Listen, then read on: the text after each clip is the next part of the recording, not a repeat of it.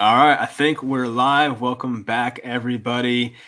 I'm Mike. We got Christy Entertaining next to me. Thanks for joining us, buddy. How you doing?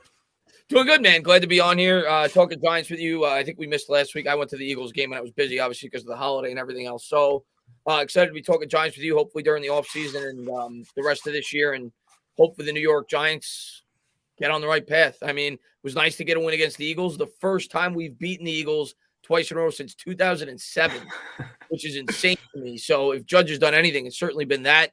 We've done better from within the division, not so much this year, but overall, last year we went 4-2, beat the Eagles for a second straight time. Should have beat Washington the first time we played them this year. And we'll see how we fare the rest of the year from within the division. But it was nice to beat the Eagles. That is one thing you can say. They've been good in the division, not so much against, elite teams this year, but I will say they're kind of taking care of the divisional opponents for the most part. And it does feel great to beat the Eagles. I guess we'll start with last week's game. It's weird because, I'm happy because we beat Philly and kind of, took them off their high horse because they were feeling good about their quarterback and their playoff hopes. And it just feels good to win in general. But it's also like in the back of your mind, like, okay, now we're 4-7. Does every little win here just convince John Mara everything is okay and major changes are not me? Like, it's a weird situation as a Giants fan because you want to feel happy about the wins right now, but you also don't want your idiot owner to be like, well, everything's fine. We're not firing anybody. So like, it's a weird situation. So how do you feel about all that stuff?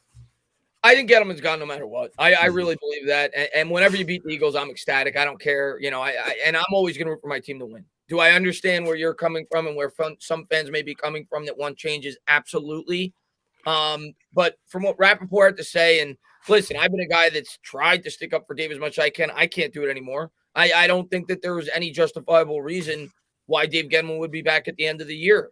Maybe if they went 9-8, it's a discussion, but I don't think they're going 9-8, especially after the news that we got about the quarterback. So I'm not too worried about Gettleman coming back. I think that's inevitable. It's just a matter of what are they going to do in terms of whether or not it'll be an in-house guy. I'm leaning that it's probably going to be, or a guy with the Patriots, like Rappaport kind of said. But yeah, I'm not too worried about that. And I was ecstatic that we beat the Eagles. It was definitely a sloppy win. And I'm sure we'll talk about some of the things that we didn't like and some of the things that we liked, but a win nevertheless. Right, exactly. Yeah, let's talk about the game more. I mean, we'll start with the offense because, Jason Garrett's gone for the first time in 26 games, basically the first game. Well, because I was going to say first game since without Pat Shurmur, but we also had that Freddie Kitchens game last year against the Browns. Anyway, it's basically the first time since, a non-Pat Shurmur guy was the play caller here. So, what was your opinion about the offense? We saw some differences. I think there was more downfield route concepts and all that stuff, but like it was just mainly the same crap, different game. I think Daniel Jones had maybe like 4 attempts over 15 yards and maybe 1 over 20. So it wasn't like it was that much of a change, but we saw some nice play calls. I like the one play call on the screen pass to Ingram. It was like a misdirection. They went back to the left side and he made a nice play. So we saw some nice plays in there, but overall, what was your takeaway from the first Freddie Kitchens game? Yeah, I mean, when they hired not hired Kitchens, when they promoted Kitchens after they fired Garrett, I don't think Kitchens is going to be the long-term answer. That was never my thoughts. When they made the change, maybe he will. Maybe they will bring him back as the OC. Did I see some changes? Yeah. Were the results as good as I would have liked? No. Now it's only 1 week, especially a short week after you played Monday night. So I'm not going to go crazy. I'm sure there's still some things that they have to learn. Being that he's got Glennon now at the quarterback, I'm sure that's not going to help either. Being that now he's going to have a second quarterback 2 weeks in, so they didn't really give Kitchens the best of opportunities. I thought they should have made the change at the bye when they would have had 2 weeks to prepare. But yeah, I think that there were some differences. It looked like there were guys running over the middle more often than they used to under Garrett. With some of the crossing patterns, he did look like he motioned Barkley out wide a little bit. It looked like they were trying to make an effort getting him utilized more in the passing game. But overall, I mean, we scored 13 points, and we scored 13 points when we created 4 turnovers. So not great. Let's put it that way. And our only touchdown came because of the pass interference call when we threw to Evan Ingram. Otherwise, we would have probably been settling for 3. So, yeah, the offense was still stagnant. Did it look a little bit better? Sure. Was it good enough? No.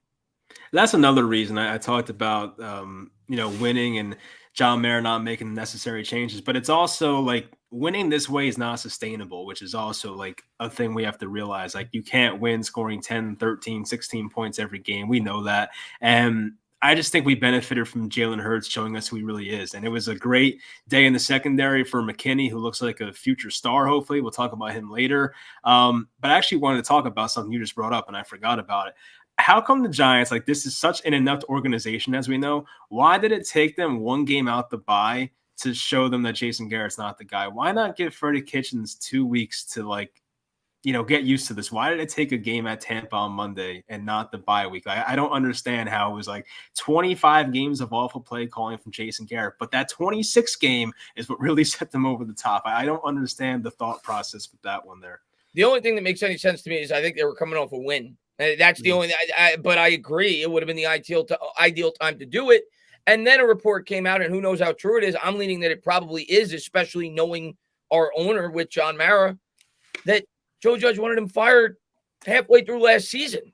He wanted Jason Garrett replaced. So it just leads you to believe what I think we both already suspected, that Garrett was never a guy that Joe Judge wanted in the first place. If he wanted him out here after 8 weeks, and it sounds like the owner and Judge kind of met halfway, and the owner's like, I'll let you fire Colombo, but Garrett's going to stay. We want to see if Jones could grow in this offense.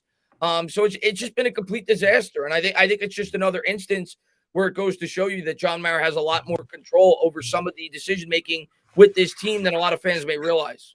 Yeah, I wish we kept Colombo and canned Garrett last year if that was the case. But it's crazy how that works, honestly. And I don't like how involved John Mara is. I wish he was more of a guy that would just sign the checks and get the hell out the way. I actually didn't know this. I know we're kind of just going back in the past. I didn't realize that Joe Judge apparently wanted Brian Dable to be his offensive play caller. Is that true? I did hear that, yeah. But he got blocked. It wasn't an option, though, because I think the Bills blocked it. But, yeah, that was the guy that Judge was targeting. Can you imagine the alternate universe what that would have been? Because that's one of the better play callers in football, I think. And then when you have the worst in Jason Garrett. So things could have been a lot different. We'll never know, of course, but that's definitely a big what if for a different time. But let's talk about Saquon. Basically had, I think, the 32-yard run, but outside of that, he had like 12 carries for 8 yards, I believe. So I know they try to get him utilized in the pass game more. My one friend texted me. He's like, what the hell's up with Saquon? Because it was about fantasy football. I'm like, at least he's getting receptions. He's like, dude, he only has 2 catches. I was like, okay, I thought he was getting more. So I'm like, I don't know what's going on here with Saquon. We saw Bobby Skinner posted the video from the end zone angle and showing some of the holes Barkley could have went through. It just looks he's very indecisive. I know running backs are supposed to, check out linebackers. They're not supposed to just not hit the open hole, but like they're supposed to make certain reads as running back. I never ran in the NFL, obviously, but they're supposed to make certain reads. So I can't get on Saquon's ass completely, but there are yards to be had there. And I don't know what he's not seeing, why he's not being as aggressive. Is he dancing too much? I keep hoping that one day we're going to see that same 2018 Saquon, but I just seem so far away right now, and I just don't know what's going on with the guy because the amount of runs he's had that gone for 0 or negative yards is ridiculous. It's been a lot, and it's just hard to fathom based on how talented this kid was just a few years ago. Yeah, I think it's a combination of a few things. I definitely think there's times where he doesn't do as good of a job as he should in terms of just hitting the hole and getting the yards that are provided to him. I think definitely some of it has to do with how bad our offensive line is. I think that's undeniable, especially when you get an opportunity to, like you said, watch Bobby's breakdown. The offensive line was pathetic in terms of run blocking. They've been pathetic all year. A lot of fans point to the Raiders game and they say Booker should be the starter, but I mean, the Raiders' run defense is atrocious, and outside of that, Booker's done nothing. We haven't been able to run the ball all year, regardless of who's at the running back position. But, yeah, are there times where I watch Barkley and I'm like, yeah, I wish he did a better job in terms of hitting the hole? Sure. And I think that has something to do with it. I also think the fact he's coming off the injury, even if he's fully physically recovered, which we don't completely know whether or not he is, he may not be fully mentally recovered. So I think there's a lot of aspects that come into it. But I think the primary problem is the offensive line, Mike. And at the end of the day, regardless of who the running back is, there's no way anybody could convince me that Ahmad Bradshaw, Brandon Jacobs, and Derek Ward were more talented running backs than Saquon Barkley. But because they had an all-world offensive line, they got the job done. And until we fix this offensive line, I don't care who's in the backfield, you're not going to have consistent success in the running game. Yeah, that's the unfortunate truth about the position. It relies on a lot of people, especially the 5 big men in front of you. And, sometimes who the quarterback is, the weapons are, the stacked boxes. And I think, Justin Penick, who's good at this, has shown us that teams are not respecting Saquon or not even stacking the box against us. They stacked the box more last year against Alfred Morris and the Wayne Gallmans of the world. So it's not what you want to see. And I feel like Saquon, when he was drafted here, was given these ridiculous expectations, even by Gettleman saying that he's going to make the offensive line better, the quarterback better, the blah, blah, blah, the defense better. It's just been a ridiculous amount of expectations. I kind of feel for Saquon in a way. I know he's probably a multi-millionaire. He's famous as hell. He's on the commercials shaving his face. He's got everything. I get it. But I do kind of feel for the guy in a way because, he didn't ask to come here. The Giants drafted him and they put him in this just, I don't know. You know what I mean? They're coming off this 3-13 season. And it's like, hey, you, Saquon, hey, you, Nate Solder, bring us to the playoffs, baby. And this is the outcome. It's just, I feel bad for the guy as much as they I didn't set him like up the for pick. failure. It was the wrong pick. I think most Giant fans agree with that at this point, but they set him up for failure, just like they do with most of their players. They're a bad organization as of late. Ain't that the truth? What else do I want to get to? I mean, at least Kenny Golladay, that's a positive. He had a couple of jump ball opportunities. I mean, they weren't the best thrown, of course, and I think Darius Slay played them well. I think Steven Nelson might have been the other one, but at least we saw Golladay get a couple of jump balls. That's why you signed the guy. We weren't seeing enough of that, and of course, it was frustrating. And I think we saw a couple of those opportunities. And I think Golladay had 3 catches for 50 yards on Sunday, which wasn't amazing, but I think it's probably the best on the team. So, we saw some of that, and hopefully he gets more involved. And I think that first touchdown's coming eventually because we saw the Giants try to force feed him a couple times against the Eagles there. Yeah, I hope so, man. He still hasn't got him and Tony still haven't scored a touchdown. Yeah. But yeah, he had 7 targets in the game. It definitely, and they said it. I mean, the Giants basically told their opponent, the Eagles, we're going to give Kenny Golladay more targets, and they did that. He had 3 catches. I thought the 2 balls in the end zone should have been thrown better by Daniel Jones. Who knows how much the neck injury was affecting him. I'm trying to be as fair as I possibly can, being that he got hurt on the second play. But it did, they weren't the best of throws. He didn't put much loft on the balls, give Golladay much of a chance to catch it.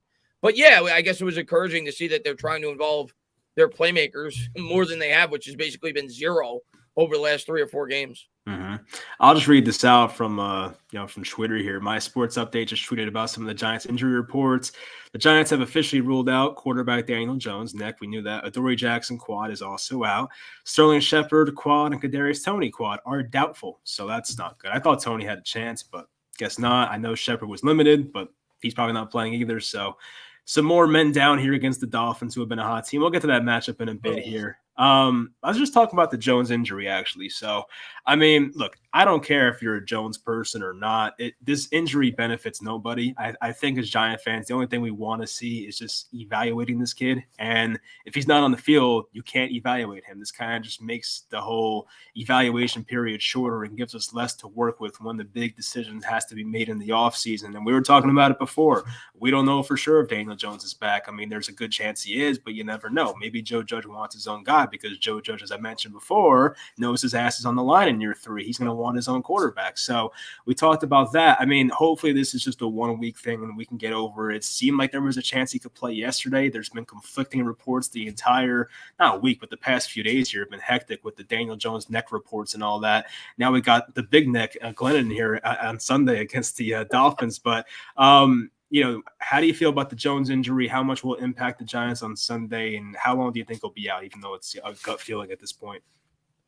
Yeah, I'll talk about, I guess, the game first and how much I think it'll impact us against the Dolphins. The only thing that it in my opinion, that's a dramatic impact, because I didn't think, if I'm being honest, I didn't think Jones was going to go out against this defense with our offensive line and light this Miami Dolphins defense up. They have a really good – they have the second highest blitz rate in football. They have a great secondary. So it's not like I think that Jones was going to go out there and put up 30 against the Miami Dolphins. I don't think there's going to be much of a difference in this game. I think the game plan's got to be similar. Don't turn the ball over. Try to establish just like we beat Seattle. That's how we're going to be able to beat Miami if we win it. The defense is going to have to win it for us. We're going to have to create turnovers against Tua Tagovailoa. But the thing that's so discouraging is, like you said, you're not going to get much of an opportunity, and it sounds like it's going to be more than 1 week based off what Judge said. We'll see. Hopefully not. You're not going to get much of an opportunity to evaluate this kid now with a new play caller for the rest of the year. And yeah, if I'm being honest, just thinking of it from Joe Judge's perspective, at year's end, if he knows, like you said, going into year 3, which I think we both agree more than likely Judge is going to be back, he knows his ass is on the line. And is he going to go down with Daniel Jones? And and that doesn't necessarily mean he's going to draft a quarterback, but he may very well bring in a much more established backup, similar to what the Denver Broncos did with Drew Lock this past year when they brought in Bridgewater. So I think that's a bare minimum of what's going to happen. I am not on the boat of drafting a quarterback in next year's draft. That's just my personal opinion. I don't think there's a huge impact top 5 potential quarterback in this year's draft. And I don't think we have the team to support a long-term answer. But I definitely think at a bare minimum, the Giants are going to go out there, especially with the injury problems now with Daniel Jones. I don't think they have a choice but to bring in a more established backup. They cannot go into next year with Mike Glennon as the backup. I agree, definitely. I mean, we've seen it so far in Daniel Jones's career. We have not really had a great backup so far, and I was kind of hoping for a Jacoby Brissett this offseason, but as I mentioned, we just did not have the cap space to make that happen. And I think going into year 4, I mean, assuming Jones is back, which he probably will be once again, I do hope there's more real competition at quarterback. But as I mentioned, there's not a lot of cap space. Like the Giants, of course, would have to cut a lot of guys and move around even more money, which could be even more dangerous, just to fill in. Because if you're going to sign a Teddy Bridgewater or I keep bringing up Jimmy Garoppolo if he's cut by the Niners, like those guys are going to want maybe 1-year deals, but $8 to $10 million per year. They're not just they're going to get a decent amount of money. You're not getting them for nothing. So that's my concern. Is like, how do you afford that on a team with no cap space? Like that's my concern. So I feel like the worst possible scenario is like, once again, you just bring back Daniel Jones and bring like a Colt McCoy / Mike Glennon as his backup again, and we just run it back. Like I don't know if that's the right way to go about it. I do want real competition. I just don't know if this team has the cap space to actually make that happen.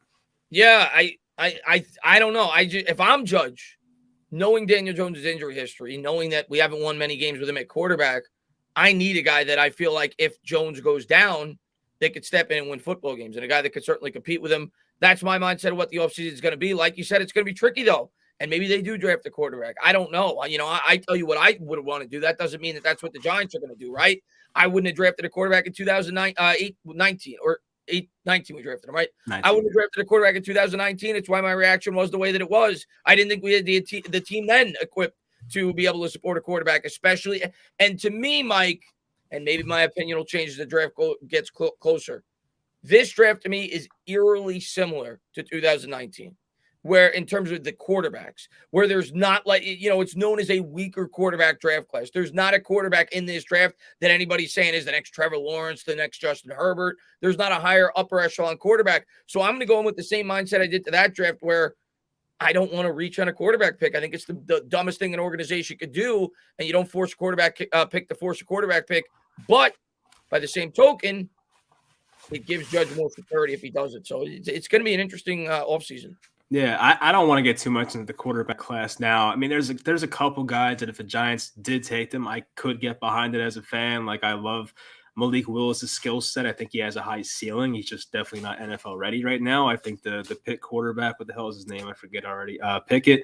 He's been very impressive lately as well. So, I mean, there's some guys out there. I'm not the biggest Matt Corral guy, but I definitely want to watch more of them as we go forward. So, I mean, there could be a couple decent quarterbacks in this class. But once again, are they significant upgrades over Daniel Jones? That's the question they have to ask themselves. And if they don't think that anyone in this class is a big upgrade over Jones, then what the hell is the point in doing it? Because once again, we don't have a great team as it is. It's not worth bringing in some quarterback who is around Daniel Jones' skill set and just ruining his career as well. So I think we should kind of just wait. I'm fine with the bridge quarterback and building the offensive line and getting that settled, and then we take it from there. So, I mean, we'll see what happens there. We have some guys in the chat here I definitely want to get to at some point here, a couple donos. So thank you. Mr. Slickback, Adoree Jackson is out too. Yep, the cornerback for the Giants is out. Cito, thank you, buddy. The 2018 miss was worse than the 2019 draft. What do you think about that? 2018 versus 2019. I think 2018 is the worst, obviously, but 2019's draft is the returns are not that great so far. Just thinking about the first round with, Jones hasn't lived up to 6th overall, and Baker, obviously, and Dexter Lawrence hasn't lived up to 17. So what do you think about that 2018 versus 2019 draft?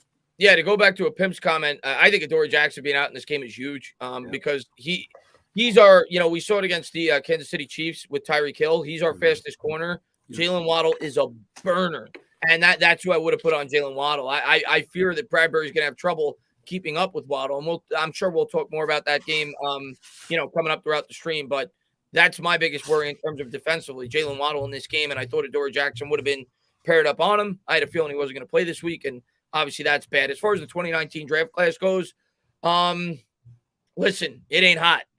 It ain't hot at all. That's for damn sure. I mean, let's be real. I mean, right now, Daniel Jones certainly doesn't look like he was worthy of the 6th pick. Not all his fault, but certainly he didn't do a lot to help. At least up to this point. Dexter Lawrence, he's solid, but is he a guy that jumps off the page? Let's be fair. Deandre Baker, do we need to talk about him? O'Shane Jimenez is not playing. So, I mean, let's be honest. I mean, yeah, that draft class looks like an absolute mess outside of Darius Slayton. That's great value. Not that he's a great player, but to get him in the 5th round, that's great value. There's certainly some other picks that you could say maybe they got decent value. Oh, Julian Love looks like a really good pick in the 4th round. I'll say that. Mm-hmm. That's probably, we used to always say that it was Slayton that was the best pick in that draft. It's probably Julian Love. I actually like Julian Love. I think he's played much better over the last 3 or 4 weeks. And I like him. I could see him being a long-term answer on this football team. He's a guy that could kind of play a lot of different positions. So late, they got some decent value, if you're being fair, looking back at that draft. But the top of that draft, not good. Yeah. Not good. I do like Julian Love. I mean, he'll never be like a star in this league, obviously, but just like good pick. Good death piece for hopefully years to come. He's a nice guy. I got to interview him once. He's a really nice guy, so I do root for him. Another one here. Thank you, Brandon. Give the tackle Neil. Give the tackle Neil before we get a QB if we get one. But I prefer a guard over a QB right now. I mean, that's fair. I haven't watched Neil. If Neil can play right tackle though, I would definitely be interested because this team needs a right tackle so freaking badly. I forgot to ask you on stream about the Rob Sale quote. We'll get to that in a minute, but go ahead. Yeah, no, to me, Neil's one of them. There's a couple of guys I want for sure. He's definitely one of them. And Brandon, if it was up to me, if I was the GM, I would be going line. I'd be going edge. Early on, I would wait another year to try to get the long-term answer at the quarterback position. We'll see if that's what the Giants do. But Evan Neal's definitely one of my 3 or 4 guys that I'm definitely looking at in terms of being a potential first-round pick for the Giants. It does hurt my soul that, just based on how things are going right now, the Giants might not be competitive until 2023 or 4 at this rate. Because we're thinking we have to build the offensive line next year, then get the quarterback in 2023. At what point are they really competitive? I'm just sitting here want to bang my head against the wall because hey man, this is what happens when you miss on when you don't set your quarterback up for success. I'll start with that, and then because of that, at least partially, you miss on your quarterback. And I said it for years. 2011, 2012 with my friend. Well, more like 2013. People are gonna miss Eli when he finally moves on because people are gonna they took for granted what it's like to have a guy that you could depend on week in and week out to go out there as the quarterback. There are so many teams, you look over the NFL right now, Mike, how many teams have never had a franchise quarterback? There's plenty. When I say franchise, I'm talking about a guy that was the, man under center for 10 to 12 years, and he went out there every week. There's plenty of teams that have never even had that. So to just assume that the New York Giants are going to snap their finger and it's just going to work like that, especially when they haven't been able to build a team properly for a decade, you're asking for a lot, and we have to hope that they get the right guy in here and they start building this team up properly. Yeah, that's pretty much all we can hope for, unfortunately, there. But yeah, I want to talk about the Rob Sale quote, the offensive line coach for the Giants, and they were, the beat reporters were pretty blunt about the question, why are you still playing Nate Solder over Matt Parrott? And I think the quote that he had, Rob Sale, he said that Nate Solder's the better player right now. So I think, neither me or you are expert offensive line coaches and all that crap, but just watching the games, I don't understand how Nate Solder's the clear and obvious better option than Matt Parrott, and not even including the age. We know that Matt Parrott's a lot younger, has a higher ceiling and all that, but what does this coaching staff see that 98% of the fan base does not about Nate Solder? Because I don't get it at this point. Yeah, I listen, and Rob Sale said some very he didn't hold any punches back when it came to Matt Parrott. I was a little surprised how honest he was. Yeah. He basically said the reason Matt Parrott's not playing is because he's not tough. He's got to get tougher. Otherwise, he's not going to play for us. And he said that Nate Solder's a better tackle. And listen, they're paid professionals. I trust Rob Sale's evaluation with his players a lot more than fans on Twitter, a lot more than people like you and me. He's paid to evaluate these offensive linemen. He's been doing this for a very long time. So if he thinks Nate Solder's the better offensive lineman, I'm going to trust him. I'm going to say, you know what? If that's his opinion, that's his opinion. But what that tells me is the Giants completely screwed up this draft because there is no way, and Gettleman even said it before the year started, that we trust in Matt Parrott. We believe we're going to start all the young guys. We're going to get him in there. He's going to do the job.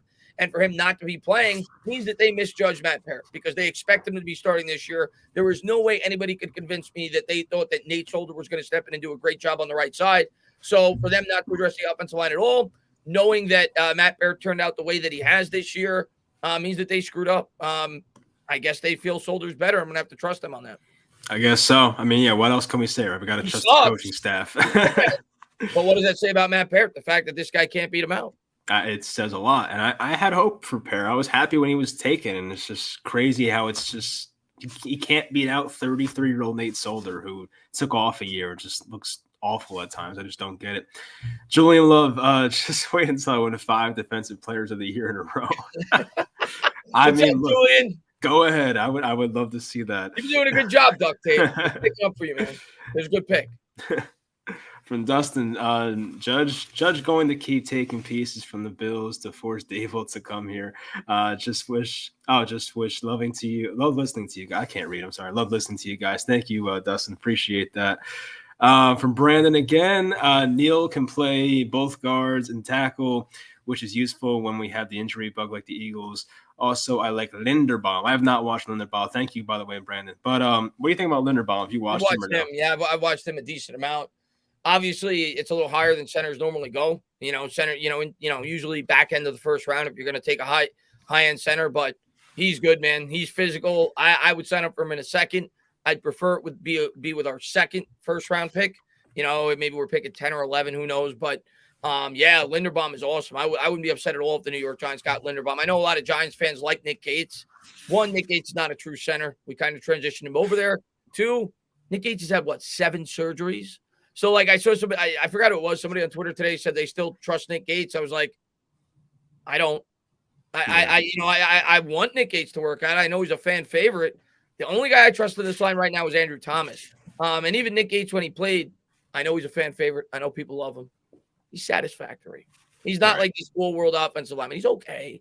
And now he's coming off of 7 surgeries. So we need to buff up that whole interior offensive line as far as I'm concerned. You cannot go into next year banking on Shane Lemieux, banking on Nick Gates, banking on Will Hernandez. It needs to be rebuffed. They need to get a lot more talent there. It would just be irresponsible by the Giants to rely on Nick Gates to be their starting center. It just would not make sense. Coming off that, I mean, I can't see it. Well, now Dylan's comment here distracted me. Mike, no shave November is over. I've been stuck in my house all week. I'm sick. All right, buddy, come on. What was I going to say? Oh, yeah, the offensive line, though. I mean, I think there's only one guy that's worth keeping is Andrew Thomas. We know that. Will Hernandez, by the way, I want to talk about him. He has been just not good lately, and the penalties are getting to us. He's getting beat constantly. I mean, he's got to go, right? He can walk at the end of this year. He's gone, right? Let's be honest, unless he comes back on a major discount. Yeah, no, he's gone. Will Hernandez has been so disappointing for me this year, and I was excited for him going. He's tricked me 3 years. Yeah. But I was excited for him coming into the year. He lost weight. He looked really good in preseason. I remember he had that really nice pull play, I think, against the Patriots, where I was like, wow, he trimmed down. He looks good. He sucks. I mean, every game he's getting crucial penalties. He's getting beat. Maybe some of that certainly has to do with the fact that he's playing, I think he plays alongside Solder, but that doesn't, that's not an excuse. The guy, and he's playing a different position. I get it. He's played left guard throughout the majority of his career. Unless Will Hernandez is willing to come back on a really cheap deal, which I don't see happening, I can't see the New York Giants bringing him back. My fear is that it's going to be the Eric Flowers situation where he goes to a different team. You know it, right? Yeah. Well, that's what's going to happen with all these players. If we lose Barkley, he's going to go somewhere. He's going to stay healthy. He's going to be the best running back in football. Daniel Jones will be a good quarterback somewhere. That's what's going to happen. We're a horrible organization. That's usually how it goes, yeah. I want to talk about Jake Fromm. Forgot to bring him up. Were you a Jake Fromm guy coming out of college a couple of years ago? Are you excited? Do you expect anything, or is this more just like a practice squad type dude? I was not. I remember Jake Fromm like 8 months, a year leading up into that draft. A lot of people actually had him in the discussion with, I think, Herbert and being one of the top 3 or 4 quarterbacks in that draft. And then he kind of had an underwhelming year at Georgia. And he fell off. I was never a big Jake Fromm guy. I remember during the combine, he had an atrocious combine. And that's why he dropped to the 5th round for the Buffalo Bills. To me, he's could be at least a solid backup. And I think that's what the New York Giants see. And maybe he'll be that guy next year that competes with Jones as a backup. I would like a more proven commodity.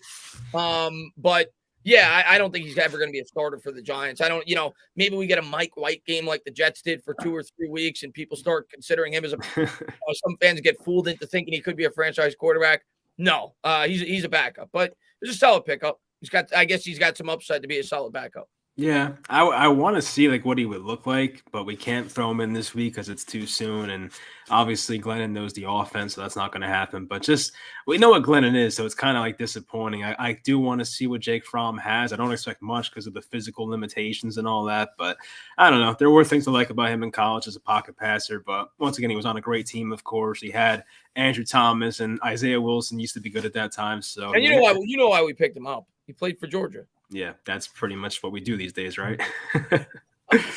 All right, let's talk about the Dolphins matchup a little more here. I mean, you talked about how their defense has been like I saw that stat how like they just were not blitzing the first 6-7 weeks of the season, and all of a sudden they started doing it and their defense has changed. I don't know about you. I expect like a 17-14 type score. It's gonna be like that Falcons game in week 3. It's pretty funny you said that. That was my exact. I went on Douglas Durong's channel, a Dolphins YouTuber. That was my exact score prediction. Yeah, that's what I said. Yeah, I got Miami 17-14. I think it's gonna be a very low scoring game. I still think this game could go either way. Like I said, I don't think this is the type of game. Like there are certain games where I feel like there would be a pretty dramatic change from Jones not playing as opposed to the backup. This game is not one of them. I think this was always going to be a game where you tried to rely on your ground game. Tried to rely on not turning the football over and relying on your defense. So I don't think it's going to make much of a difference with Glennon in there at the quarterback spot. I do think we have a decent shot to keep this game competitive. It's going to come down to the defense, though, against Miami. Yeah, and Miami, like you said, they have the second highest blitz frequency in football. They blitz 38% of the time. Yep. I don't know if our offensive line will like that very much. I mean, like the thing is, though, like with Glennon, maybe the one beneficiary with having him is that maybe he goes through his reads faster because as we see with Daniel Jones, he gets locked down to the first guy a lot. And if you're having the blitz come at you, if you're able to work through your reads like faster, it can only help. So maybe that's like the one positive I could think of here, but not having Daniel Jones's mobility will also hurt not having that in this matchup. So there's good and bad parts about it, but I think 17-14 is a pretty good way to go about this score. I don't know who's going to win. I still think the Giants are alive, as you said before as well. I picked the Giants to cover the 4.5. I just don't know who's going to win. I would think Miami does win because they're healthy. They're on like a 4-game win streak. They're looking good. Jalen Waddle looks unbelievable, and we don't really have a guy to cover him with Dory Jackson out. Maybe it's Aaron Robinson. We'll find out about that. That would be a huge task for him, of course, but I don't know. I'm interested because it's going to be a close game, and I just don't want to see a blowout. Don't give us a 35-13 Dolphins win. Don't give us that nonsense. But Brandon, again, this is more about Jake Fromm. I appreciate it. Wanted Jake Fromm as a late-round pick. I honestly want him starting. Glennon isn't part of the future. Yep. I want to see what he has, and he has chemistry with Thomas and Wilson. I definitely can get behind that. It just comes down to just not knowing the playbook, right? I'm assuming that it's very tough to come in here from the Buffalo practice squad in a week and just know the entire Giants playbook and all that in a span of like 6 days. So that's probably why it's going to happen, right? Yeah, I mean, obviously they like him. They said they had their eyes on him here for a couple of weeks, and this was as much about the future as it is about now, being that they feel like it sounded as more so as a backup. But yeah, I see no problem him starting over Glennon once they feel he's ready. Once he knows the playbook, you can't expect him. He's been here for 3 days. Yeah. You can't expect this guy to come in here, a guy that has been on a practice squad for Buffalo, and come in here and just start for the New York Giants. So maybe, the last 3 weeks, if Jones obviously is still out, maybe they give him that opportunity to start the last three games or so. I think Glennon will get at least 2 starts if Jones is out, and we'll take it from there. But I would guess he will see the field unless Glennon starts playing really well and winning football games. But if Jones isn't coming back, I would guess at some point he's going to see the field. I agree with that. Yeah, I saw this comment as well. There will be no Josh Rosen slander on this channel, Brandon, so please get that out of here. We don't like that. I want to ask you about veteran quarterbacks because I'm sure that question will come up at some point. If it hasn't already, I probably missed it. But I've probably asked you in the past, but hey, opinions change. So I want to ask you right now, especially with the price of Russell Wilson possibly going down the way he's looking lately. What's your stance on veteran quarterback trading for one? I don't think Aaron Rodgers is a possibility. Let's just leave it between Deshaun Watson, who's clean, let's say, in this scenario, and Russell Wilson at 33 years old next year. Is it possible? Russell Wilson's a hard no for me. I wouldn't trade for Russell Wilson. Russell Wilson, yes, I know he's been able to overcome tough situations with Seattle. I don't think we're a good enough team. The question I ask myself, Mike, it's not about, I don't want to be a team that wins 3 more games next year and it's in the playoffs. I want to be a team that can compete and win championships. And if I got to trade away multiple first-round picks to bring in a 33-year-old Russell Wilson who's going to be 34 next year, who does not look like the same quarterback this year. I know he's dealing with injuries, and he'd be dealing with at least an equally bad offensive line with the Giants as he is with Seattle. I don't know why Russell Wilson would ever want to come here, other than to potentially make his wife happy. But I just don't. I don't see. I don't think it makes sense. I love Russell Wilson. I think he'd make us a better football team. As I've said on my channel before, I think it's a Brett Favre-like situation with the Jets. I think Brett Favre improved them by 4 or 5 wins, but they were never Super Bowl contenders. They moved on from Favre shortly thereafter. I think it'd be a mistake. Now, of course, if you get him for like a lot less than I think that it would cost, okay. But, for a reasonable trade, no, I don't want to be giving up multiple first-round picks. Watson makes more sense. Obviously, you have the off-the-field stuff, but he's 25 years old. He's 26 years old. You're talking about getting at least a top 10 quarterback, and most would argue higher than that, in his prime, that has high upside that you could build around. It's almost like you draft a quarterback. That's how young the guy still is. So Watson, to me, makes a lot more sense than Russell Wilson.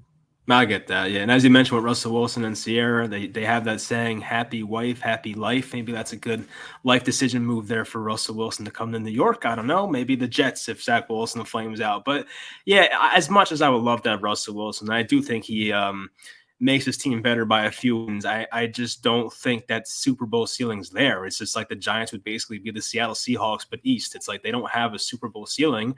If Russell Wilson's healthy, that team goes to the playoffs just about every year, but where does that get them? They have not been to a Super Bowl since 2014, I believe. So it's been a while, and they get out in the first or second round every year. I just don't want that as a fan. It's nice in the regular season to put up 10, 11 wins every year, but to be constantly disappointed in early January is not the outcome you want. So, I mean, you have to get there. I get it, but just having that ceiling that's very limited, I just don't really want that part of it. So there's a lot of possibilities. Like, knowing the Giants, they'll bring in some random guy to be their quarterback next year that we don't even think of right now, but you never know. I have no idea. I mean, what's your confidence level though on Daniel Jones? I know it's like lower than it has been in the past. Like, just let me ask, how do I word this question?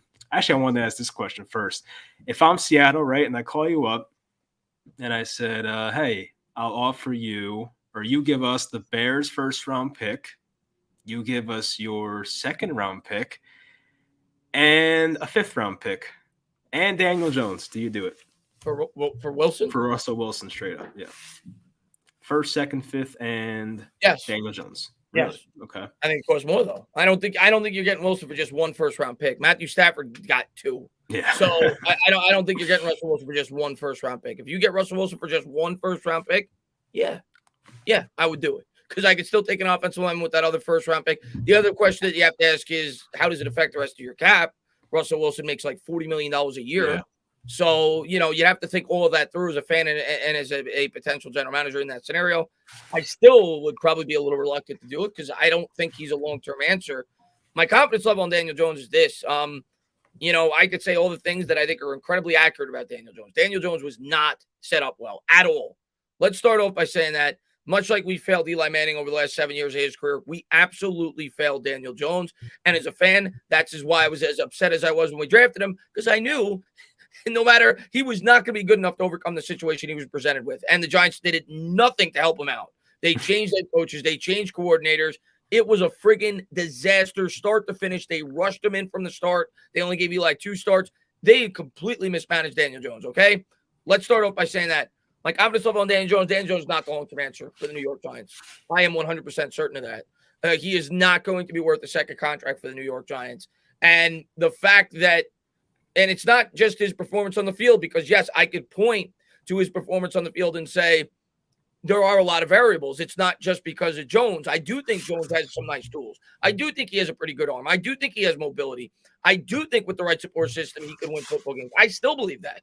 I think if Daniel Jones on the Saints, he could win games. I think Daniel Jones on the Browns, he could win games. He's not going to win games here with this team, and by the time you need to pay him, we're not going to have that answer yet. And the other thing I'll say is, now it's a pattern, Mike. The guy has gotten hurt every year. He missed 2 games in his rookie year. He missed 2 games in his sophomore year. It looks as if he's going to miss at least 2 games this year, if not more, based off what Joe Judge had to say this year. So how can I come on here and tell you guys that I think he's the long-term answer? No, I do not think Jones is the long-term answer. The question that now is presented to me as a fan is, do I rush in to the next potential long-term answer, or do I try to fix this team so when I find the guy that I feel is the next long-term answer, he could come in here and he's better set up for success? And my answer is, unless I feel, I'm not talking about a guy that I even feel is better than Jones. No. If I don't feel this guy has Josh Allen upside, if I don't feel this guy has Deshaun Watson upside, I'm not drafting him. I'm fixing the team first. I'm fixing this offensive line. If there's a top 5 quarterback prospect, this guy could be the next great thing, and I feel that way as a GM, you can't pass up. It's the most important position in all football, and you have to fix the rest of the team around him. But if I don't feel that way, I'm not taking Malik Willis because I think he could be a top 10 or 12 quarterback in the NFL. Not doing it. Unless his ceiling is a top 3 to 5 quarterback in the NFL, and I genuinely feel that way, I'm not drafting a quarterback. I'm fixing the other aspects on this team. That way, if I bring in a guy that maybe his ceiling is a top 10 to 12 quarterback the following draft, maybe he could perform like a top 7 or 8 quarterback if I have a really good surrounding roster. So, and I always say it, the rookie contract for a quarterback is where you win Super Bowls. Why am I going to waste the first year on a crappy team? Why not, unless there is a Andrew Luck type prospect, a Trevor Lawrence type prospect, of course. But why am I going to waste that first year on a guy that I feel could be a good quarterback? It doesn't add up to me. I'm fixing the rest of this team. Yep. No, I'm with you. That's really the reason why I was upset with the Jones pick. I didn't look at Daniel Jones and say, oh, this guy, like back at Duke, I didn't say, oh, this guy is the worst quarterback ever. I thought he could have been okay, but that's the thing. I thought he was okay. You can't put an okay quarterback on a bad team and expect it to work. And the Giants did that. And I don't know why that was their thought process, but there's the cough. I'm sorry. But, I just don't know how they expected that to work. And this is the outcome here 3 years later, how it's like, we just might not have Daniel Jones back next year. And we put this guy in a position to fail. And I want to say this just so everyone hears me out clearly in the right way. Daniel Jones is part of the problem. The offensive line is a part of the problem. Jason Garrett's a part of the problem. John Mara's a part of the problem. Dave Gettleman's a part of the problem. John Mara is the biggest problem. He is the problem. John Mara is because John Mara is the biggest reason why all these other problems exist. Yes, exactly. Well, they're all part of the problem. I agree. Yeah, no, exactly. So, I want to make sure I'm fair to everybody when giving out the blame to people there. But for me to sit here and say the Giants, for me to say there's no better quarterback out there than Daniel Jones, I'd be lying to you. There are better quarterbacks than Daniel Jones. Can the Giants get them? I mean, maybe, but as you said, doesn't make sense right now. If it was up to me and I'm in charge of this team, I'm getting a bridge quarterback next year, whether it is a Teddy Bridgewater or whoever else, and I'm building the offensive line. Last name for what he is, because he's a bridge quarterback. It's perfect. His last name's Bridgewater. I love the pun. But yeah, I would get a Teddy Bridgewater type dude, put him in here for 1 year. I would build the offensive line. And if that gets completed, then you go for the quarterback. You get the high ceiling quarterback that has the ceiling of a Josh Allen, a Herbert, a Deshaun Watson, that type of guy. And then maybe in a year or two, you're Super Bowl contenders. Might it be by 2024 or 2025 when me and you have gray hair? Maybe it is. But I already got gray hair, Mike. That's a situation we're in. I already got gray hair, so I'll wait till you have gray hair. But no, I'm with you. You took the words right out of my mouth, and I'm glad that we agree on this, because to me, that's by far the best course of action. I know a lot of fans are going to be – you already know this before the offseason starts, and I fell victim to it when I first started on YouTube. I let the fans influence the way, in my head, because I was new to YouTube, and you always want the fan base to be happy. Yeah. And I knew every fan under the sun wanted Dwayne Haskins. So I fell victim to it. I fell victim to the hype. I was like, all right, if we take Haskins, I'll be happy. But in my heart, I didn't think it was the right decision to draft a quarterback in that year's draft. And I'm going to be stern on this. I do not think it's the right decision to draft a quarterback in this year's draft. But we know the fan base is going to convince themselves that Matt Corral, that Malik Willis, that name the quarterback is going to be the next great thing. In my opinion, and maybe my opinion will change, I've watched some film on Malik Willis. I've watched some. I'm going to tell you what Matt Corral is to me. Matt Corral to me is Baker Mayfield. There is nothing about that guy that jumps off the page to me. The guy runs a 4.8. He's got pretty good arm strength. He's having a great year in college. That guy is not going to be an upper echelon quarterback. When I watch that guy play, my jaw does not drop. I don't go, got to draft that guy. Yeah. No. And I don't feel that right now about any quarterback in this draft. And if I don't feel that way, I am not going to get on board with drafting a quarterback. I don't think it's the right thing to do. So I'm glad that you agree with me. I think the better, more prudent approach for the Giants, what I would have done if I was a GM before Jones got hurt, unfortunately, because I don't think he's going to carry any trade value, would at least scour the trade market. Like if there was a team that, similar to Sam Darnold, that was willing to give up a pretty good price, and I could get that for Daniel Jones and then bring in my stopgap, I think that's perfect. I think it's the best of both worlds. It gives Jones a chance to compete somewhere else, put him in a better situation like Denver, like Pittsburgh, like New Orleans, name the place, and you get draft capital for him, and then you can bring in your stopgap. Being that he's now gotten hurt, I don't think there's going to be much out there for him. I don't think we're going to be able to get much for him unless he comes back and plays the last 5 games. We'll see. So I think he's coming back. But that being said, I'm still going out there and I'm bringing in a much more proven quarterback that could either A, beat him out or compete with him to win the job. And if Jones wins, I'm going to be rooting for Jones. He's young, still has potentially more upside than some of these stopgap quarterbacks they'd be bringing in. But if Jones goes down with an injury, this guy could step in and win us football games. And that I think has to be the approach this offseason. That's actually something I did not think of, was the Daniel Jones injury is going to lower his trade value, and it just hit me. So now I'm kind of even more upset about this. But yeah, that's a good point, actually, because let me ask you this question. This is a good one. What is the least amount you would trade Daniel Jones for? Like, obviously, we trade him for a 2 and a 4 and a 6 like the Panthers gave for Darnold, but what is the least you would trade Daniel Jones away for? Like a 3 and a 5 or something I think I'd want a second-round pick. Really? Okay. If I don't get at least a second-round pick, I think I would rather just use Jones as a stopgap. Okay. Yeah, I think I'd want at least a second round. Maybe not the 4th and the 6th on top like Darnold got, but I think I'd want at least a second-round pick. No, I get that. Yeah. You were talking about the quarterback class. I kind of want to touch on that as well. With Corral, nothing really surprised me that much. He's a decent runner with the football. He made some nice deep throws, but it wasn't jaw-dropping stuff that I like to see.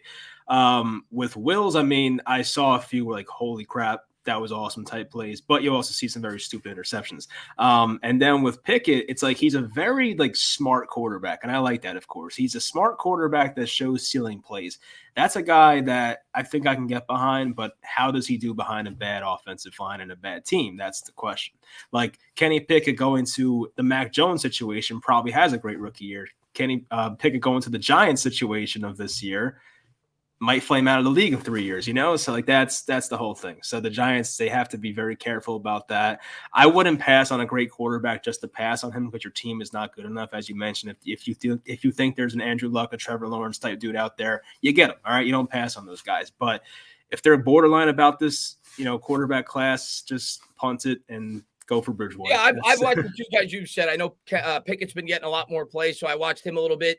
If there was a quarterback that if I had to guess that the Giants would pick, it would be him. Now, Malik Willis is fun to watch. I get it. Malik Willis's upside is probably the highest, if I had to guess. And I haven't done a ton of research on these guys, and I will during the offseason because I have to, at least as a content creator, even though it may not be something that I want, I have to at least be open to the possibility that it can happen. And it's certainly at least a possibility. Malik Willis, the guy is I know Kadarius Toney's nickname is the human joystick. That's what Malik Willis is. That guy, he definitely has, I guess, like, flares of Michael Vick to his game, the way that he's able to extend plays and so on and so forth. But for me, when I watch Malik Willis, well, he does have a pretty high ceiling. He is very underdeveloped in terms of being a quarterback prospect, at least in my opinion right now.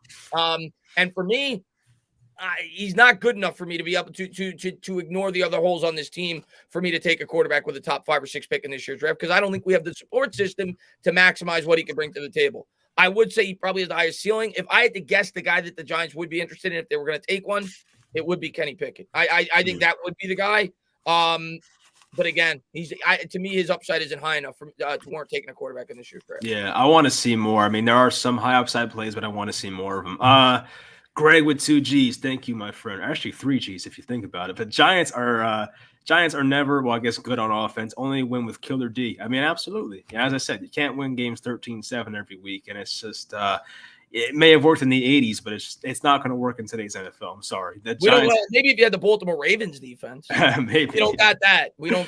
So ain't going to work.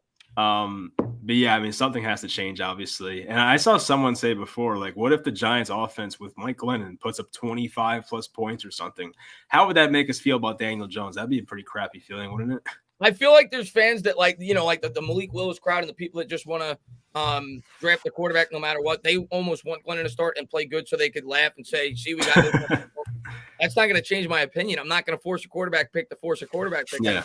I've said it since I've been on YouTube. I think it's the silliest thing an organization could do. Jets did it for years. The worst organization, you think about the Browns. I mean, Deshaun Kaiser, like they forced so many quarterback picks throughout their time. And I think it's, like the silliest thing an organization could do. I think if you're going to take a guy, you have to be supremely confident that guy has elite upside, because I don't want to settle for pretty good. I want to settle for upper echelon. And I want to make sure that I have the team that can get the most out of his ability before I do it in an ideal world. You mentioned Browns picks. I was looking at old drafts yesterday for some reason, I guess for a video, and I remember the Brandon Weeden picking that guy at 28 years old in the first round was my God, so bad. Oh There's my so gosh. many teams that have done it. I mean, you go down the list that force quarterback picks year after year after year. I mean, the Bills took EJ Manuel, in what, the 15th overall pick. Yeah. Slick back again. Thank you.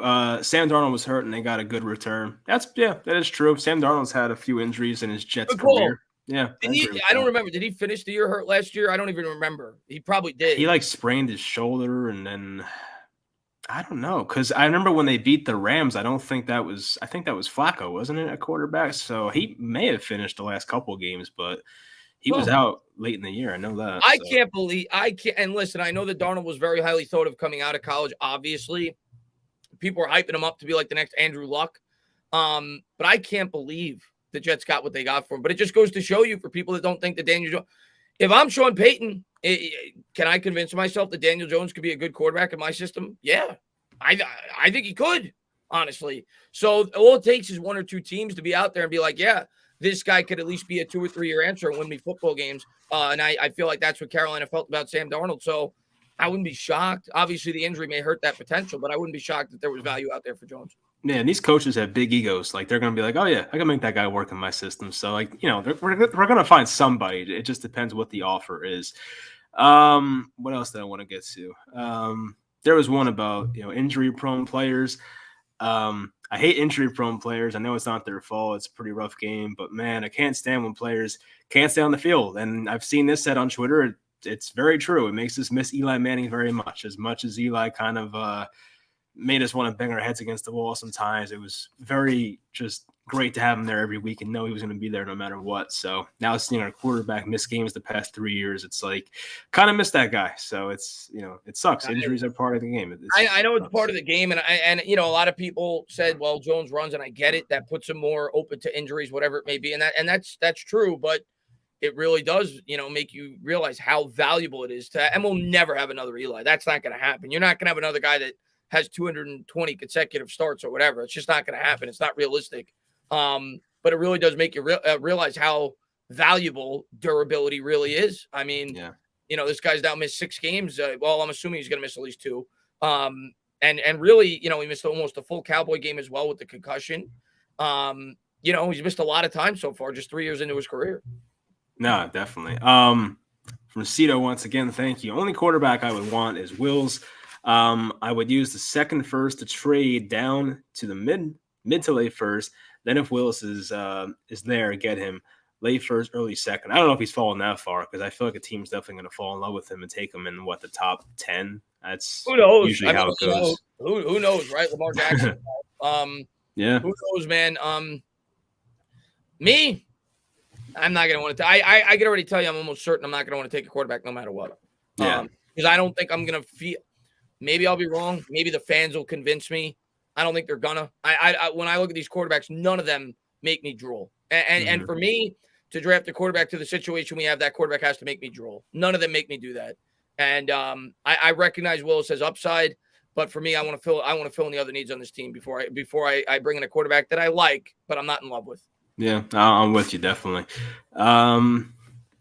Slickback, thank you. I just pray we clean house. That's the best thing. That's why it's tough to be happy when we win. It's like you want to be happy, but you're also like, damn it, John Mara is not going to get it now. So it's such a tough situation. That's how Giants fandom is, though, the past few years. It's like, will John Mara ever get it? Can we finally clean house for good? Probably not. So we're not. I don't think we're going to clean house. I really don't, especially with what came out about Ian Rappaport. I'm like 95% certain Joe Judge is going to be back. Yeah. I'm pretty confident Joe Judge is going to be back. And if Joe Judge is going to be back, I think they're going to bring in a GM that they feel like that can work with Judge. And I think that if you're going to bring Judge back, I think that's the right decision, obviously. So I think that's what they're going to do. I'm not necessarily saying you're wrong with Pitt name Slick back. I just don't think it's going to happen. I saw when they had that Giants Spaces on Twitter a couple nights ago, I was listening, and it's hard to support Joe Judge from his sideline coaching decisions and all that crap and the discipline. But I will say, like one of those guys were saying from a philosophical standpoint, the Giants have been a lot better since Joe Judge has came in here. Just the way they've built the team and the way they've traded back in the draft, the different positions they've been attacking, just their entire process has been better since Joe Judge is here. So maybe Joe Judge just needs a kick in the ass when it comes to actually coaching, but the way he builds a team is good, like from what we've seen so far. So maybe Joe Judge just needs another really good GM and kind of take some of the stuff off his plate and maybe focus more on coaching. I don't know. I'm trying to talk myself into this being the right thing, but there's maybe something there. I'm definitely not completely given up on Judge yet. Yeah. I'm definitely not one of those fans that's completely given up on Judge yet. I do think he was tied a little bit. I definitely think that the Garrett thing was Mara influence for sure. And I think he inherited a tough situation. So I'm definitely willing to give him another year and see where it goes. You go back, you look at his first draft. McKinney looks like a really good pick. Andrew Thomas looks like a really good pick. So, and this past draft, like you said, getting that future draft capital. Let me ask you this, Mike, though, because I was actually having this conversation with people in my Discord, and I'm curious to get people in the chats answer to this. When you just look at the value from trading down, yeah, it looks great, right? We're going to, you say to yourself, well, the Giants would have been picking, what were we picking, 11? And we're going to end up with a top 8 pick from the Bears, and we still got the 20th pick, and we got Kadarius Toney. But let me ask you this, Mike. The two clear guys that I thought that the Giants could have drafted there were obviously Rashawn Slater and Micah Parsons. Yeah. If the Dallas Cowboys tried to trade Micah Parsons right now, what do you think they would get? Oh, man. 3 firsts? I would say at least 2. Yeah, we're talking 2 first and maybe like a third or something. And what do you think that the Chargers would get for Slater? About the same? Yeah, probably. Yeah. So my answer is we may not have won that trade because unless the guy that we draft ends up being an all-pro level talent, right now, at least the way that those 2 picks look, Mike, they're the 2 best non-quarterbacks in the draft. And Chase as well. So, and those were the 2 guys I think we should have taken there. So unless Evan Neal works out, Rashawn Slater is an all-pro in his rookie year. People are talking about Micah Parsons being Defensive Player of the Year in his rookie year. Yeah. So unless we get a big-time impact player with that draft pick, that trade didn't work out.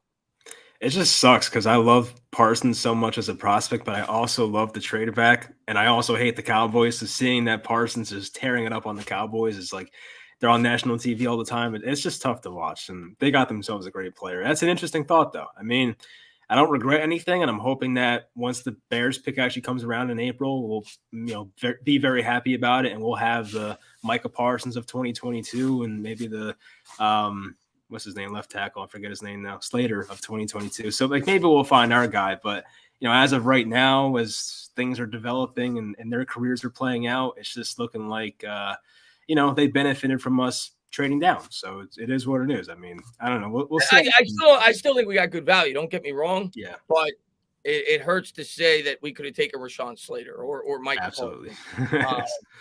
So you got to hope that, whoever we take with this next pick has that high of an impact next year. Yeah. I mean, the Giants might be heading for a rebuild once again. So having that extra first-round pick is going to help, I think, more than it would for a regular team because we might be hitting the reset button again. So I don't know. I mean, I'm still happy we have it, of course. Slickback, thank you. Giants need to consider cutting or trading Barkley. I don't think you can cut him, right? Because the dead cap's probably crazy. But they're not going to cut him. What could you trade Barkley for? Are you even getting like a 4th-round pick for the guy these days? I mean, what are we getting here?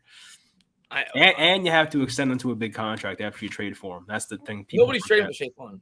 Yeah. No, I hate to say it. I don't see anybody trading for Saquon. Me personally, as John, I mean, what's the difference? Even if we were able to get a 5th-round pick for Saquon right now, 4th-round pick, maybe we could. Would I rather that, or would I rather roll the dice and hope that he can come back next year and play really well, and maybe I get a 2nd or 1st-round pick for him? So for me, I just think the better approach right now is to hope that he could get back healthy next year, and maybe with an improved offensive line, he really flourishes. By no means am I advocating for keeping Saquon here long term. I just don't think it makes sense with the timeline for the football team right now I think I'd bring him back and hope that he could have a strong season next year, and maybe you do get a little bit of something for him more than you think that you could now. Yeah, I don't know what to do with this situation. I really don't. Like, I don't have the contract in front of me either, but I'm sure I'll make a video about it at some point. It's a crappy situation. It should not have gone this way, and his values at an all-time By the low. way, I don't think you'd even get a 4th-round pick for him right now. Probably not. I don't know what you're getting at this point.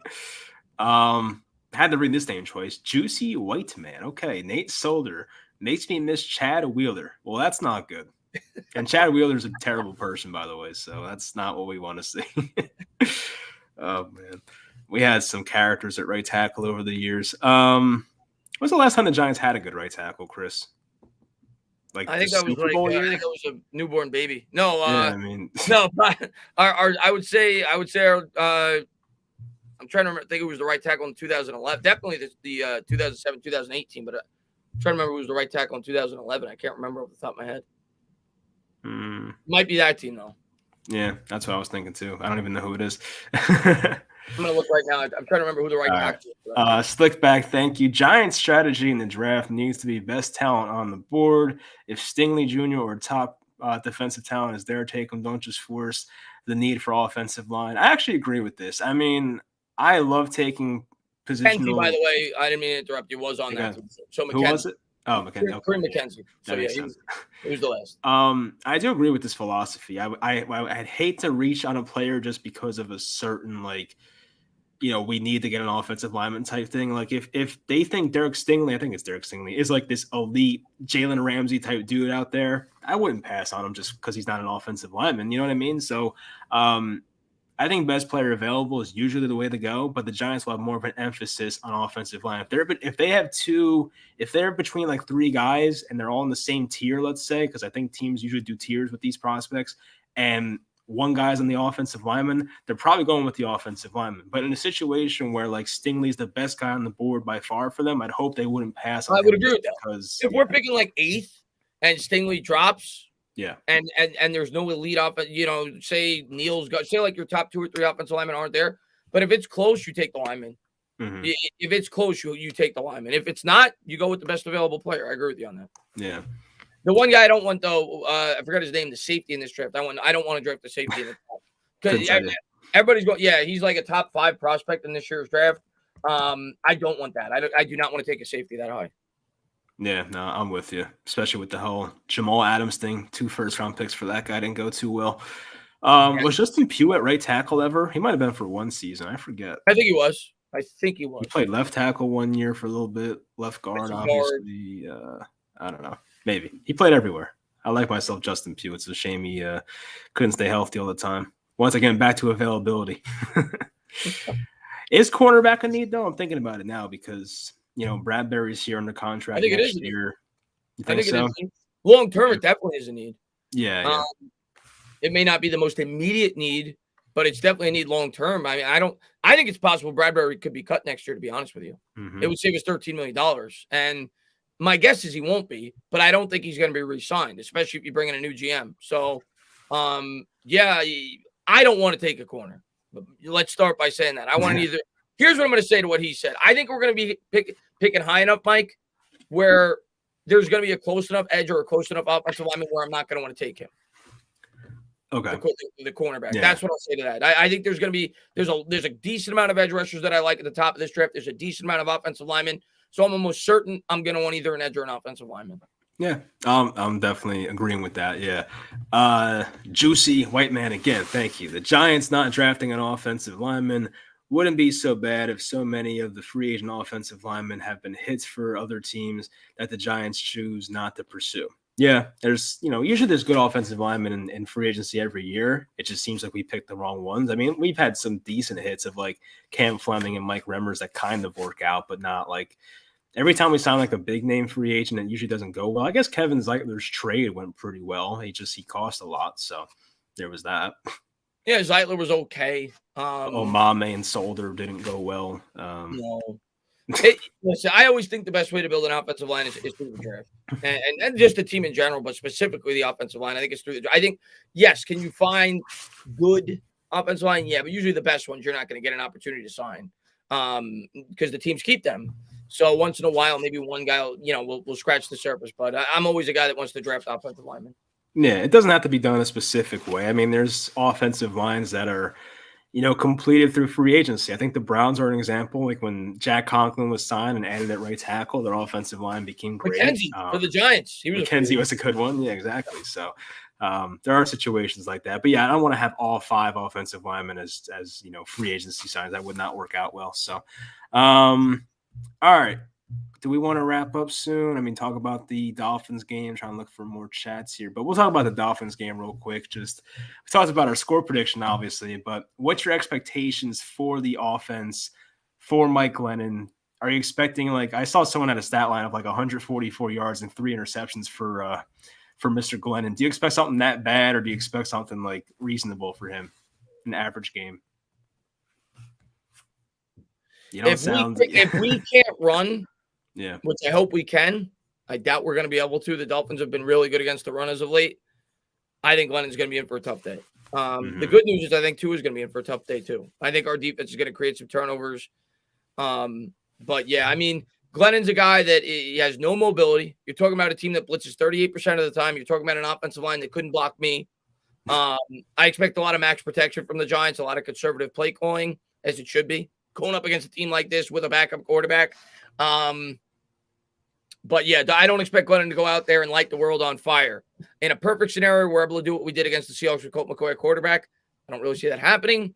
So if I had to guess, I think McCoy's going to throw at least 1 pick. He might throw 2. Not Glennon, rather. I'm going to guess probably 2 picks. But I do think we're going to force some turnovers as well. I think it'll be a sloppy game. I think it'll be low scoring. And I got it 17-14 Miami, like you said at the top of the stream. But I could see it going either way. I definitely, our defense is going to have to win us this game, though, for sure. Yeah, running the ball for the Giants is very important. I forget how Miami's run defense is this year. Do you know that off the top of your head or no? I can tell you right now. I was looking at it actually about an hour ago. Their run defense has gotten much better as of late. Here, I'll tell you right now. They rank 10th actually against run, and they are 17th in yards against per run. But if you look at their last and again, they haven't been playing the best teams. They played Carolina without McCaffrey. They played the Jets. They played Baltimore. Obviously, Jackson can run. Their defense gave up 64 yards against Carolina on the ground, 102 against the Jets, 94 against Baltimore with Lamar Jackson, 73 against Houston, 102 against the Bills, 72 against Atlanta, 84 against – so they haven't given up more than 102 yards since week 5 on the ground. Their first 5 games, they gave up a ton. But since then, they haven't given up more than 102 yards on the ground. So I don't think we're going to be able to run the ball against them. No, this is not good. I mean, my concern is that, the offense will be 3 and out so many times, and the defense will just wear down. And it'll be one of those games where in the late third quarter, the Dolphins just, just run away with it because the defense will be just worn out. And we've seen so many Giants games like that over the past year and a half where – the offense does nothing, and the defense is just – they've had enough, and the defense eventually will just, give in, and the Dolphins will take, a 7-10-point lead, and that will pretty much be it because our offense can't do much. So that's probably the unfortunate truth of what will happen, but, maybe a couple things go our way. I think the way you have to attack this Dolphins defense offensively, if you're going to – obviously we're not going to be able to do much. I have a great game offensively, but – I think you have to have a lot of screen passes for sure. You have to try to take advantage of that aggression. We know they have great corners, but you got to try to take shots as well. You have to try to take advantage of that blitz. But the fact that I think the Giants are going to have 7 guys blocking just to give Glennon an opportunity to be able to throw the ball, you're not going to have a lot of guys running routes. You got to get creative though using Barkley in the passing game. I think he's a huge key in this game. Barkley's huge in this game, in the passing game specifically. Yeah. I think I said this before. Maybe it's in my drafts on Twitter. I don't know. But this would be a great time to have a Saquon Barkley breakout game. This is the week. Backup quarterback. Should be a low-scoring game. I think it's a 41 over-under for this game. So this would be the game for Saquon to break out. I think, did Saquon play well in the game against the Dolphins in Eli's last start? I feel like he did. Doesn't really matter. But I think he did. He did. So. Last time he played the one game that always stands out to me with Saquon, and I think it was the one game where I watched it, I'm like, he won us that game. It was the Bears. And we were going up against a great defense that day. Saquon was against the Bears in his rookie season, I think it was. We need a performance like that. Yeah. I don't know if we're getting it, but No, I don't think if Barkley's gonna have a good game, I think it'll be in the passing game more so than the run game. yeah. I mean, I'll take like a 8-catch game and get us 60 yards. I mean, we'll take what we can get I'm around here, hoping for an 8-catch game and you break one big one for about 110. Yeah. Like the We Saints. need a big play from Saquon. Mm-hmm. And as you said, the Dolphins will get a little aggressive at times and blitz a lot, and maybe they'll forget about Barkley out there, and all of a sudden it's a 70-yard touchdown. So those things could happen. Divine Roll. I love Entre Roll, by the way, but thank you. Do you believe Nick Gates and Shane Lemieux return in our offensive line lineup? I say I'm gonna go with no. I don't think either guy is like the starter next year. I don't think they go in with that plan. I think it's possible, but I don't think the Giants are going to plan on it because how can you trust Shane Lemieux? And you mentioned Nick Gates off the surgeries. How do you trust that? So I'm going no, but I guess one of them could. It wouldn't shock me.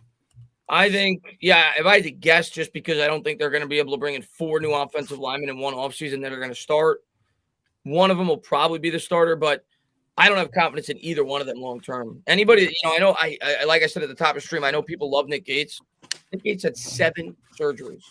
Like, how could you have any confidence that Nick Gates is going to be a capable starting offensive lineman when he was an okay lineman to begin with? We're not talking about like he was Kevin Mawai or like this great center. So, yeah, and Shane Lemieux sucks to begin with. I was pissed the Giants went into the season with him as a starter. So, my answer is I hope not.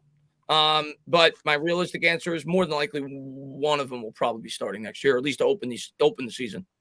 Yeah, the guy had 7 surgeries on his leg, by the way, not like a finger or something. So it's crazy.